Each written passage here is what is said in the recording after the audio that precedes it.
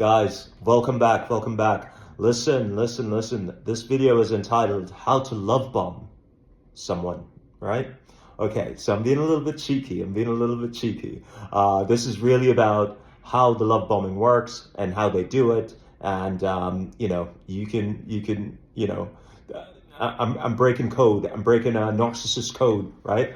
I'm spilling the beans on how they do it, right? I figured it out. I cracked it, right? So here's how love bombing works, right? Why did you fall into the love bomb trap, right?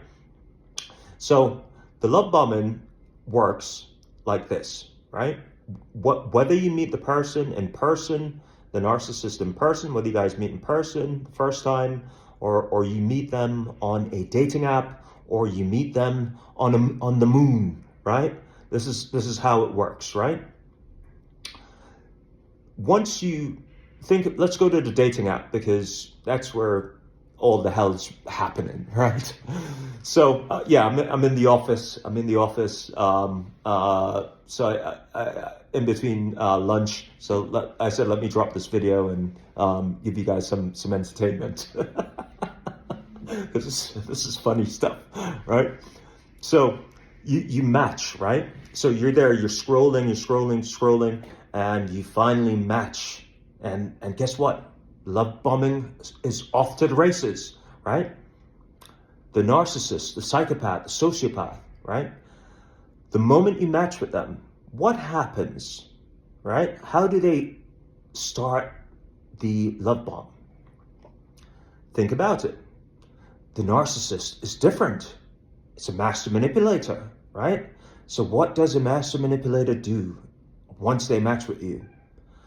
They respond differently to anyone else that's responding to you. Think about it. Last time you matched with a narcissist, right? The response time is immediate, right? Their communication is flawless, right? They are curious, they're responsive, they're immediate.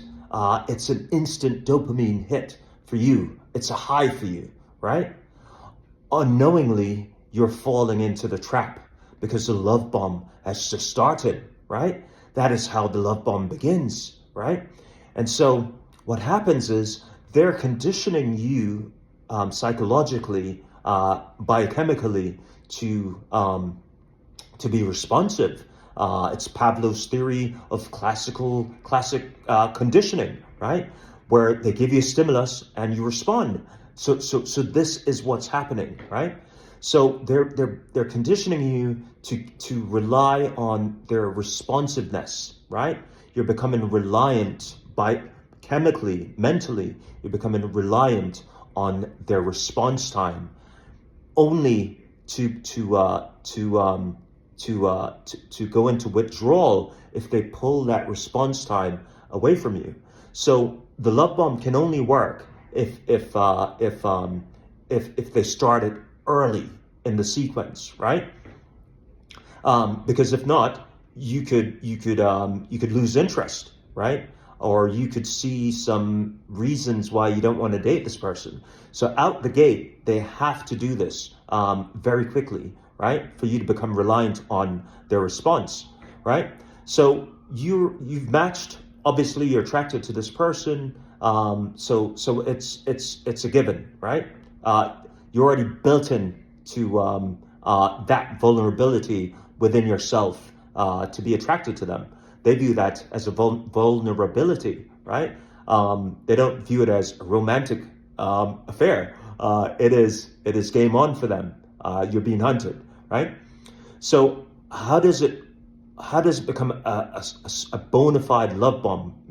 Bona fide meaning it has worked, right?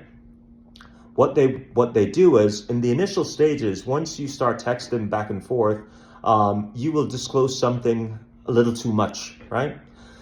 And the trap is setting the date, right? So to set the date, you will disclose something. You will say, I can't do Saturday because I have my kids on Saturdays, on the weekends. And the moment you say that, you could substitute another word for love bomb, and this word is mirroring, right? For the love bomb to work, they have to mirror you, right? Mirroring is reflecting back to you everything you say to them, right? So you say, I can't meet you this Saturday because I have my kids this weekend. The narcissist will start talking to you about their kids. They'll ask you how many kids you have. They'll say, I have 2, 3 kids. And they will send you the best photograph they have unsolicited, the best photograph they have of their children, family stuff. They start sending photos to you, right? You will respond in kind. Oh, here's a picture of my son and me at the park last weekend, right? That is mirroring, right? So they've caught you there, right? So now once you have disclosed something intimate about you, your children, nothing more intimate, right? You are willing now to disclose just about everything, right? And so they're hoping for that. The more you disclose, the more they mirror and match, right? And that's how the love bomb becomes solidified, right? Now, the love bomb only exists in the initial stages. People think it carries over, but it doesn't. The love bomb stops on the first date, right? The future faking begins on the first date, right? And here's how that works. In order for the love bomb to be effective, it has to be anchored by the future faking, right? And the way it works is love bomb, consider the love bomb the bait, right? The future faking is the hook, the line, and the sinker, right? And so you meet this person on the dating app, and what happens is they will then start the interview process, right? You think you're there for a nice, cozy date, but instead it is an interview for them. And the interview is really an interview with a predator, right? So you meet them on the date, so now you're happy, they've mirrored you, they've love bombed you, you are looking, oh my God, you're looking forward to seeing them, your endorphins are high, you're just so happy to be there, right? What they'll do is they'll sit back and they want you to start telling them about yourself. And so the narcissist will sit back and let you disclose everything about yourself. Now, what most people do is, because you've mirrored them so much, and because they've mirrored you so much, and because you've disclosed so much already, they know quite a bit about you, right? And so you're comfortable with them. And so now you start telling them about some other things, right? And you may make it slip that, you have some financial problems, or you may make it slip that you want to be married, or you may make it slip that you had to take an Uber to get to the date because your car's in the shop. And these are all things that they will use to future fake you, right? So what they'll do is, if your car's in the shop, oh really? Oh, I can help you get the car out. I'm very generous to people I'm with. I could probably help you with that. If you are having financial problems, you just went through a divorce, they're like, well, if you make it slip, you need a loan or something, whatever it is.